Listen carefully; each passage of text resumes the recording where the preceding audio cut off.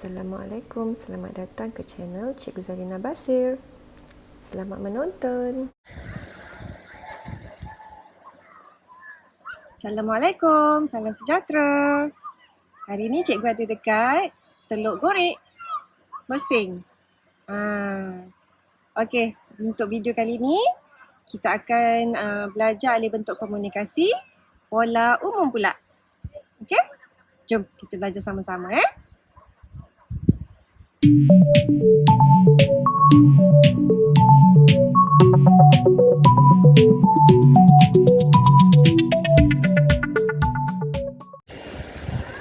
Okey, langkah pertama seperti biasa kita baca soalan dulu.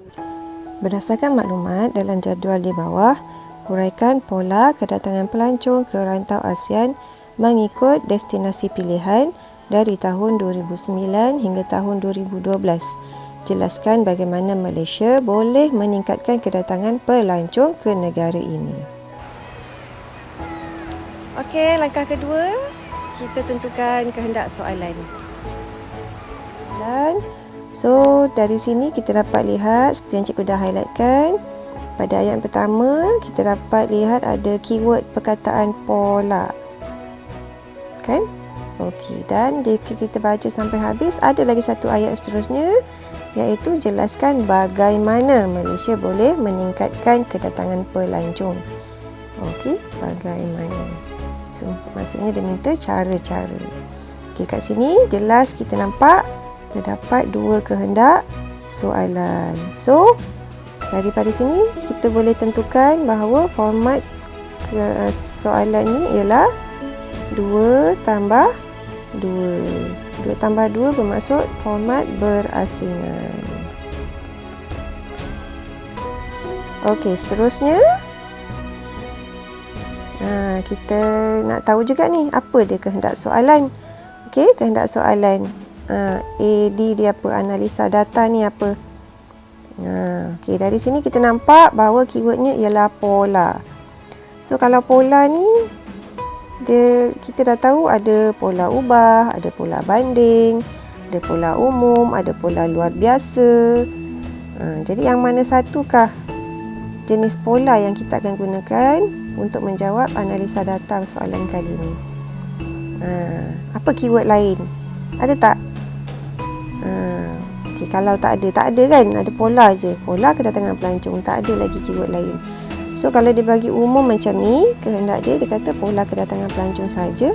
Bermakna, kita pun tak tahu dia nak pola ubah atau banding. Jadi, kita boleh jawab dengan menggunakan kaedah pola umum. Okey, pola umum bermakna dalam jawapan kita akan ada satu pola perubahan dan satu pola perbandingan. Satu pola ubah dan satu pola banding. Okey? Jadi cukuplah 2 kan? Ni analisa data 2. Analisa pengetahuan 2. So, lepas tu kita nak tentukan pula analisa pengetahuan. Kat sini dah jelas bahawa dia minta bagaimana Malaysia boleh meningkatkan. Apa cara dia? Cara nak tarik pelancong datang. Cara tarik pelancong. Okey, apa dia? Idea yang pertama apa? Idea yang kedua apa? Okey, nanti kita akan bincangkan seterusnya. Okey, dah selesai. Kita tentukan kehendak soalan. Langkah kedua kita. Langkah ketiga, kita analisa data. Okey, tadi kita dah pun tentukan bahawa kehendak soalan minta 2 tambah 2 iaitu 2 analisa data dan 2 analisa pengetahuan. Kan? Okey, sekarang kita pun dah tentukan bahawa analisa data kita ialah pola umum. Sebab apa pola umum? Sebab tak ada keyword khas yang minta untuk kita jawab sama ada pola ubah atau pola banding. Jadi, kita pilih untuk menulis jawapan pola umum di mana dalamnya ada satu ubah dan satu berbanding. Okey, sekarang kita nak bincang sama-sama macam mana kita nak tentukan analisa pola perubahan kita ni. Okey, kita akan tentukan pola perubahan dulu. Okey, dalam soalan ni kita lihat ada 2009, 2010, 2011, 2012, ada 4 tahun. Okey, sesuailah untuk buat pola perubahan sebab banyak tahunnya. Okey, seperti biasa langkah pertama kalau nak buat pola perubahan, kita akan tentukan setiap destinasi ni, setiap negara ni.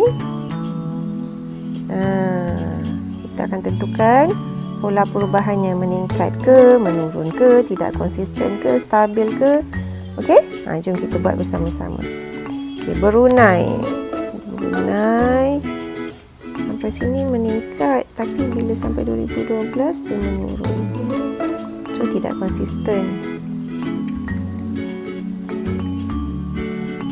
Indonesia meningkat, Malaysia meningkat, Filipina meningkat, Singapura meningkat, Thailand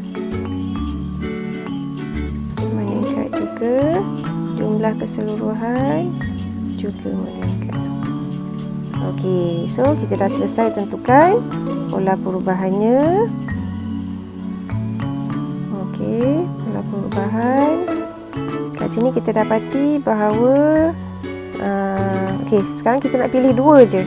Analisa datanya kita nak pilih 2 je untuk pola umum kan.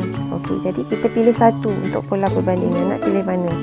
Okey, dalam ni kita lihat ada kat sini pola tidak konsisten 1. Okey, dan ini semua pola meningkat, dan satu lagi jumlah keseluruhan. Jumlah keseluruhan dia meningkat kan.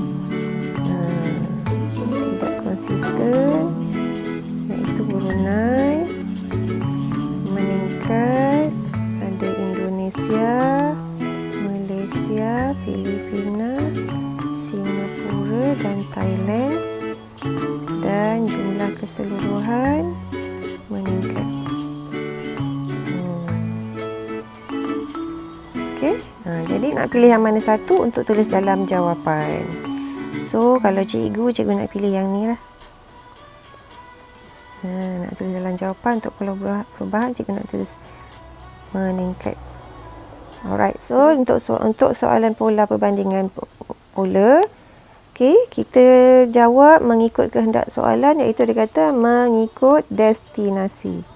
So kita akan pandang soalan itu dari sini, mengikut destinasi, dan kita akan lihat jadual ini ke kanan. So kita akan gunakan ruangan ini, jumlah, sebagai kita punya jawapan lah, pilihan jawapan kita, angka kita, analisa data kita. Okey, kenapa? Sebab dia kata dalam soalan ni mengikut destinasi pilihan dari tahun 2009 hingga tahun 2012. Okey, jadi kat sini kita nak tentukan siapakah yang paling tinggi, negara mana paling tinggi, negara mana paling rendah. Okey,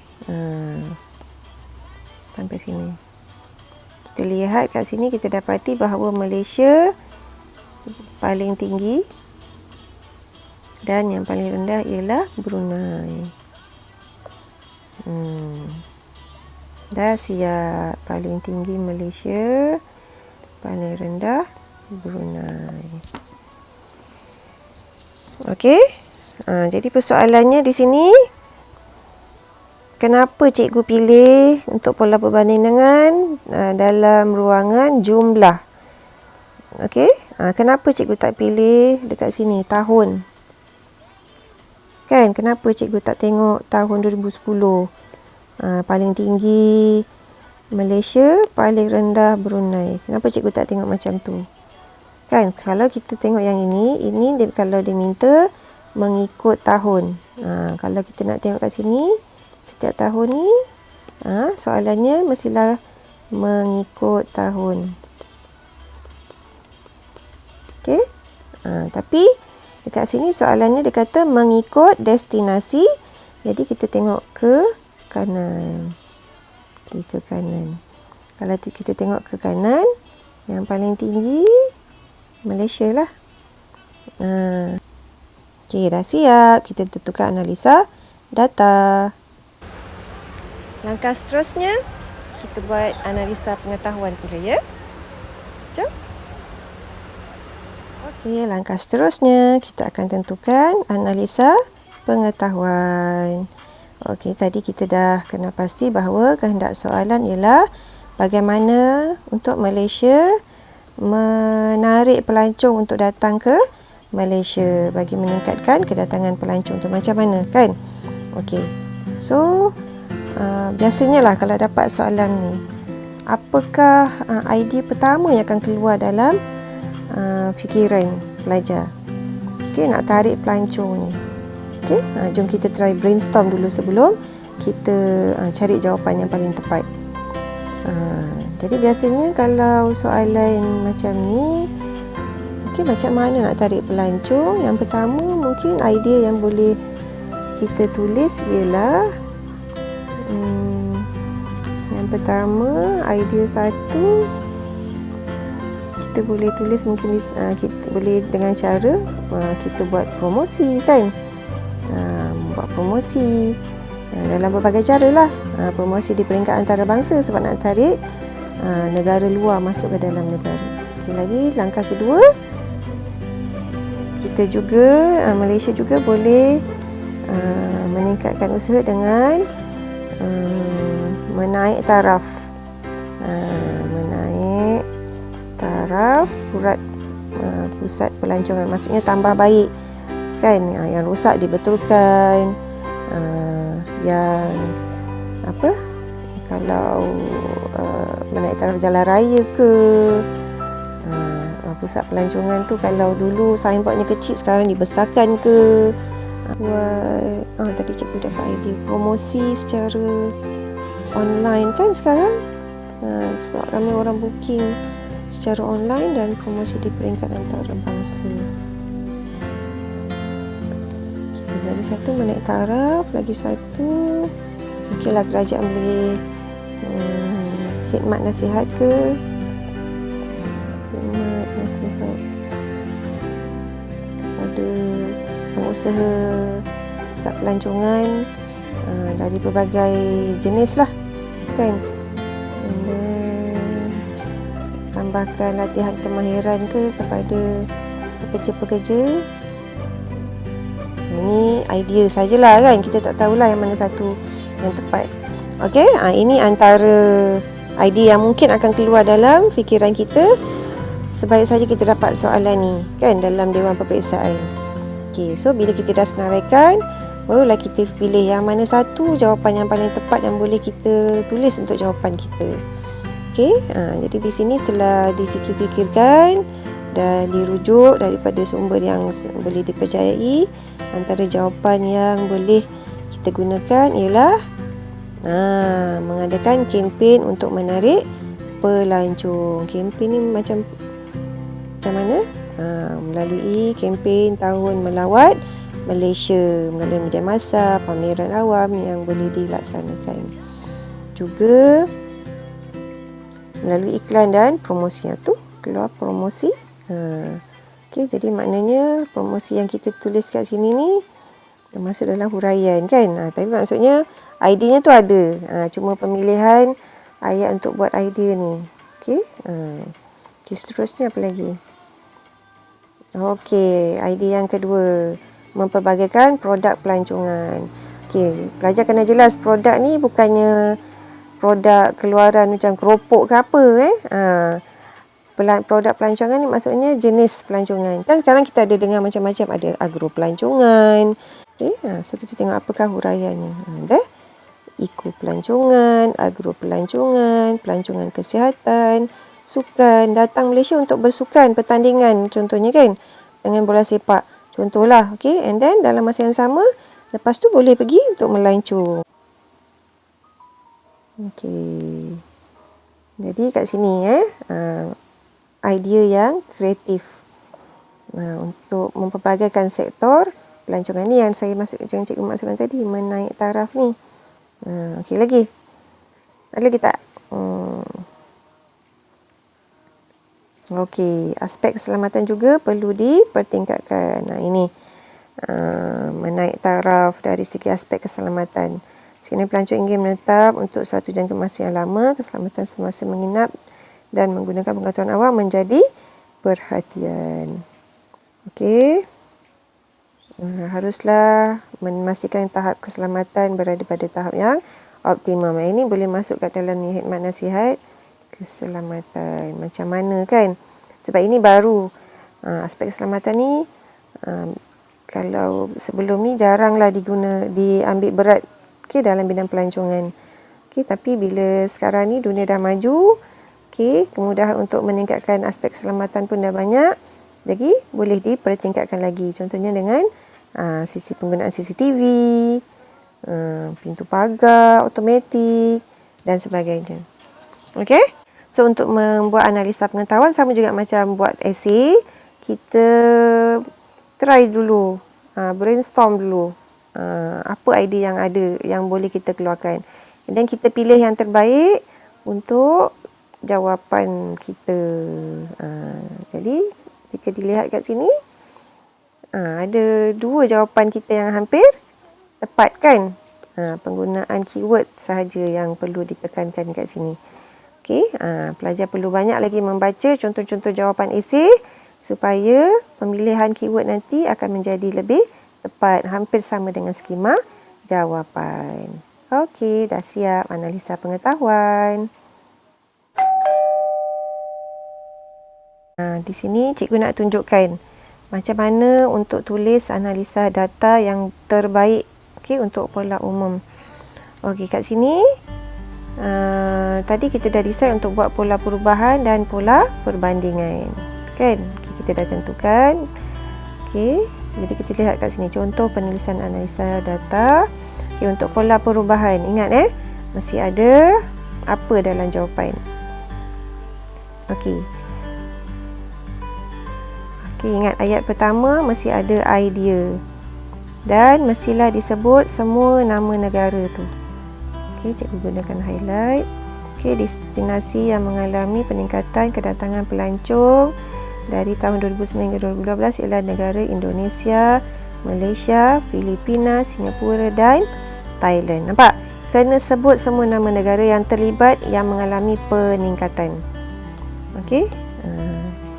Dan ini ialah destinasi yang mengalami ni. Destinasi ni kedatangan pelancong ni, ini ialah isunya tadi. And then ini ialah pola, mengalami pola meningkat, mesti disebut nama pola tu. Okey, and then tempoh tahun 2009 hingga 2012 disebut juga tempoh. Okey, dan nyatakan setiap nama negara tu mesti dinyatakan. Katalah kurang satu negara, salah. Okey, nak letak tak ikut urutan tak apa, yang penting betul. Mesti sebut semua negara. Alright? Okey, yang itu yang cikgu nak tegaskan kat sini. Okey, seterusnya cara menulis. Okey, cara menulis huraian data dekat sini, huraian data dia HD. Okey, sebagai contoh, sebab apa sebagai contoh bukan sebagai bukti? Sebab kita pilih satu negara. Satu negara untuk kita tuliskan analisa datanya. Okey, jadi kat sini kita pilih negara Indonesia. Okey, sebanyak 6323. Ni kamu ambil daripada dalam jawapan kan? Okey, jadi salin tu mesti betul, mesti ada unitnya. Okey, dan nyatakan tahun bila punya angka. Meningkat kepada berapa orang pada tahun 2012, meningkat sebanyak berapa. Ni pengiraan analisa yang kamu buat. Betul tak kamu kira dapat macam ni? Unit jangan tinggal atau berapa peratus. Peratus peningkatan tu berapa. So ingat balik macam mana nak kira peratus peningkatan. Okey, nak kira peratus peningkatan, kamu tolakkan. Kan kamu dah dapat ni, kamu tolak, kamu dah dapat ni 1720.8. Okey, daripada 6323 27.7 darab 100. Nanti akan dapat 27.21%. Okey, ini cara nak kira peratus untuk pola perubahan. Okey, itu cara untuk menulis jawapan untuk pola perubahan. Ingat ni, cikgu highlightkan lagi sekali. Semua negara perlu dinyatakan dalam idea. Tapi pilih satu sahaja sebagai huraian. Okey, seterusnya untuk pola perbandingan. Macam mana pula? Tadi kan cikgu cakap kita pilih disebabkan dia minta mengikut destinasi, maka kita lihat secara melintang. Brunei kita tengok kat sini jumlah keseluruhan. Jumlah dia berapa kan? Kita lihat dekat sini. Yang paling tinggi Malaysia, yang paling rendah Brunei. Kenapa kita tak tengok dekat 2009, 2010? Sebab dia tidak minta mengikut tahun, tapi dia minta mengikut destinasi. So kita ambil yang kat sini. Kalau minta mengikut tahun, kita kena lihat dia ke bawah macam ni. Okey, pelajar. Ini kalau mengikut tahun. Yang ini kalau mengikut destinasi. Okey. Jadi cara tulis dia. Cara tulis dia seperti biasa. Destinasi pelancong utama yang paling banyak dilapati dari tahun 2009-2012 ialah Malaysia, yang paling banyak, dan yang paling kurang ialah Brunei. Okey, sama juga mesti ada isu. Okey, isu mesti ada pola. Okey, pola paling banyak dan paling sikit. Pola tinggi dan pola rendah, and then ada tempoh. Okey, dan nama negara. Negara yang terlibat. Okey, kat sini diletak sebagai bukti. Kenapa tak pakai sebagai contoh? Sebab kat sini memang kita nak nyatakan daripada jawapan kita tu. Kita tak pilih salah satu. Jadi kita ambil sebagai bukti. Ni nilai yang kamu dah dapat daripada dalam jadual. Okey, peratus ni kamu kena kira daripada jumlah keseluruhan. 1000 orang. Okey, kiralah. Contoh, peratus untuk pola perbandingan. Contohnya Brunei 823 daripada jumlah keseluruhan 263,063. Darab 100. Dapat berapa? 0.31%. Itu cara kira untuk peratus untuk pola perbandingan. Okey, diharap pelajar boleh faham daripada penjelasan yang cikgu terangkan ni dan beri perhatian yang lebih untuk ayat idea. Okey, pada bahagian-bahagian yang cikgu nyatakan tadi yang wajib mesti ada dalam idea. Okey, isu, pola, tempoh, nama negara dan cara untuk mengira peratusnya. Okey? Okey, dah siap. Contoh untuk menulis analisa data. Okey, kita dah siap menganalisa data dan analisa pengetahuan. So, soalan ni kita dah siap jawab. Selamat mengulang kaji. Bye. Thanks for watching.